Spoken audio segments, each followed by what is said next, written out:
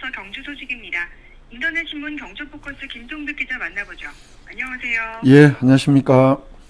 네, 경주시가 내년 하반기까지 종합장사시설인 하늘마루의 화장로를 증설하기로 했다고요? 예, 그렇습니다. 이 하늘마루는 최신 화장시설 봉안당, 아이고 죄송합니다. 이 장례식장이 함께 있는 종합장사공원입니다. 식당도 있고 매점도 있고 뭐 이런 다양한 서비스를 제공을 하고 있는데, 경주시에서 현재 7기인 화장로를 내년까지 2기 더 증설하기로 했다고 합니다. 코로나19 재유행과 같은 이런 비상 상황이 언제든지 다시 발생할 수 있다는 점을 감안한 조치다라는 게 경주시의 설명입니다. 이렇게 되면 아무래도 장례 편의가 향상되겠네요. 그렇습니다. 뭐 화장로가 증설이 되니까요. 이번에 이 화장로 증설에는 정부 예산 13억 원을 지원받는다고 합니다. 그리고 시도비 5억 원, 총 합쳐서 18억 원 들여서 내년 상반기에 착공해서 내년 연말까지 완공할 예정이라고 하는데, 화장로가 아무래도 기존 7개에서 2기 더 확장이 되면 시민들의 장례 편의는 향상될 것으로 이렇게 기대가 됩니다. 실제로 이 화장 건수도 코로나19 이후로 많이 증가했다고요? 그렇습니다. 그 이전하고 이후가 약간 좀 대비가 되는데요. 2019년 코로나19 유행 이전 1년 동안에 3,123건이었던 화장 건수, 이 하늘마루에, 코로나19가 유행한 2020년에는 3,945건으로 그전에 비해서 한 800건가량 크게 증가를 하고, 작년에도 또 2019년보다는 한 500건 더 많은 3,656건. 그래서 전체적으로 보면 코로나19 유행 이전에 비해서 화장 건수가 크게 증가한 것으로 나타납니다. 경주시에서는 중소벤처기업부 공모사업인 이 고효율 친환경 대형 화장로 사업에도 경주시가 선정이 되면서, 이 화장로 한 기의 경우에는 신장이 좀 큰 사람들을 위해서 이런 설비도 좀 개선을 한다고 하고요. 현재 용역업체 선정에서 설계 중에 있는데 내년 말에 공사가 마무리될 예정이라고 합니다. 이 코로나19 이전 이후 이렇게 화장 건수가 많은 것은 지난 2년 동안에 우리 경주의 경우에만 해도 코로나19로 인한 사망자가 164명, 오늘까지 160명이 넘고, 또 화장장이 없는 인근 지자체에서도 그 화장 소유가 경주로 몰리면서 이렇게 증가한 것으로 분석이 됩니다. 네. 또 이용료도 경주 시민들은 크게 감면된다면서요? 그렇습니다. 경주 시민들의 경우에는, 일반 화장의 경우에는 15만 원, 이 개장 6월 화장의 경우에는 10만 원을 받습니다. 이게 타 지역 지자체 거주자는 일반 화장의 경우 70만 원, 개장 6월 화장의 경우 40만 원에 비하면 경시민들은 매우 저렴하게 이 화장장을 이용한다, 이렇게 볼 수 있습니다.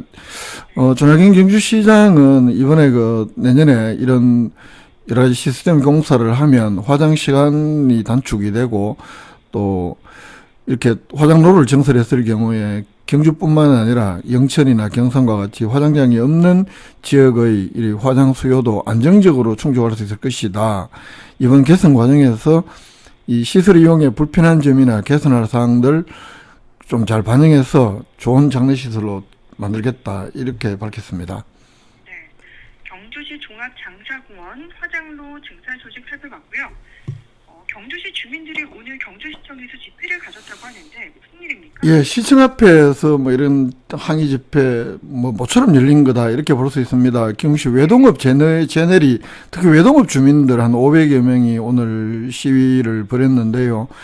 한 민간 사업자 청경에너지 주식회사가 그 외동업 제넬이에 신청한 사업장 일반 폐기물 소각시설, 말 그대로 사업장 폐기물 소각장이죠. 이 계획에 대해서 경주시가 적정 통보를 했었는데, 지난 7월 달에 이 적정 통보 철회를 오늘 요구를 했습니다. 좀 더 상세하게 살펴보죠. 이 소각시설 규모가 어느 정도입니까? 예, 사업장 폐기물 소각장만 있는 것은 아닙니다. 이 청경에너지 주식회사가 외동업 제넬이 456-6번지 이런 일반 공업지역 8,400평방미터 정도의 부지에 하루 95톤을 처리하는 소각시설, 그리고 하루에 100톤을 처리하는 폐기물 중간 재활용업, 이 폐기물 건조시설이라고 합니다. 이 세 기를 설치하는 것입니다. 작년 12월 달에 경주시에 사업계획서를 신청했고, 경주시에서는 지난 7월 28일 날 사업계획 적정 통보를 했습니다. 앞으로 사업자 측에서는 그 환경부에 환경오염시설 통합허가라든가 또 경주시로부터 건축허가를 받아야 하는 이런 그 최종적인 허가 절차는 남겨두고 있는 상황입니다. 네. 그럼 주민들 주장은 무엇입니까? 오늘 집회에서 그 주민대책위원회가 만들어졌고 이 대책위에서 오늘 집회를 주관을 했는데요. 이 소각장 예정지 부지 반경 1km 이내에 6개 마을 500가구 800여 명의 주민들이 살고 있다. 주민들의 건강권, 주거 안정성 크게 해칠 것이다. 이렇기 때문에 당연히 철회돼야 된다. 이렇게 요구를 하고 있고요.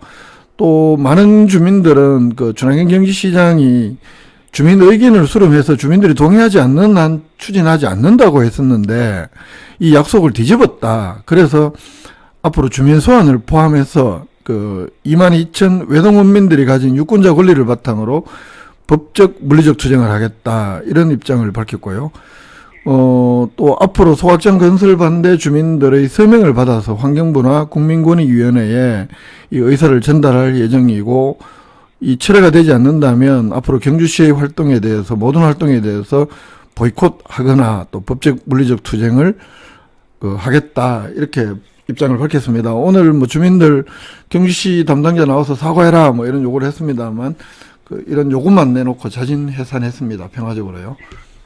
그러니까 주민들은 주민들의 건강권과 주거 안정성을 내세우며 반대를 했는데 네. 경주시의 입장은 어떻습니까? 경주시에서는 이게 앞으로 사업자가 아까 말씀드린 대로 환경부에 그 환경오염시설 통합 허가를 받아야 하고 경주시에서도 조건부로 이 적정 통보한 부분이 많기 때문에 그러한 조건을 이행을 해야 최종 개별 허가 절차가 나갈 수 있다. 이렇게 말했는데요.